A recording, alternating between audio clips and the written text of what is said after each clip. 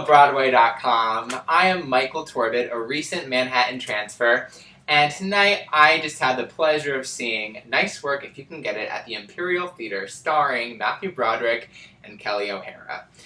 I was a little skeptical about seeing the show at first because I know that every 20 years or so they like to fool around with the Gershwin canon and create a brand new musical.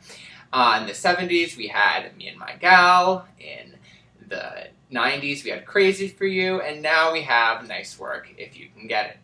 And I have to say that I was really surprised with this show, mostly because of the new book. Of course, it was the great music that we all loved, but this new book, even though it was that same crazy 1920s, 1930s screwball comedy, boy meets girl, even though he's with the wrong girl, and then all of a sudden he ends up with her in the end, it really had some great biting jokes, some political humor, and a lot of great innuendo that made it very current and relevant in today's world, even though it was about the 1920s. I really enjoyed seeing Matthew Broderick and Kelly O'Hara together. A lot of people were saying that Matthew Broderick was disappointing in this show, and that he's stiff and one note, and I mean, Matthew Broderick is always a little one note in his performances, but that's his shtick. That's Matthew Broderick, and if you're going to go to see a show with Matthew Broderick above the title, you know where you're getting into. I enjoyed it. I enjoyed his shtick. And I enjoyed Kelly O'Hara. She has that beautiful lilting soprano. She can do the physical comedy. She was all around a great performer.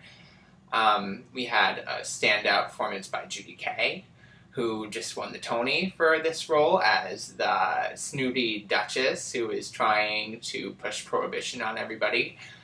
We had Michael McGrath, who was another standout of the show, playing the ringleader, who is the put-upon butler, who doesn't want to be there, but he was just hysterical in everything he did. But really, for me, the standout of the show was actually Jennifer Laura Thompson, who was in Urinetown, and she was the first replacement for Glinda in Wicked, and she just blew me away because her comic timing was just ridiculous. She really reminded me of Madeline Kahn, who is one of my all-time favorite comedians, and she just blew me out of the water. She did this one number when she was in a bathtub, and just everybody coming out around her and how she would react to that, and the timing of her lines. She was just incredible. I really enjoyed her.